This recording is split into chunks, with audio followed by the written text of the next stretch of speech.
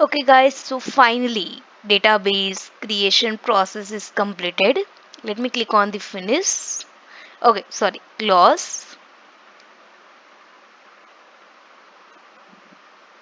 It's done. Let's we test that command completed DBCA.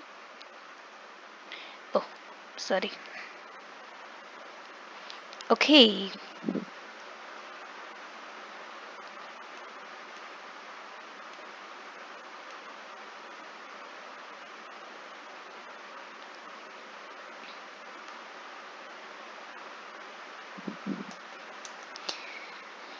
let me try here to set the environment.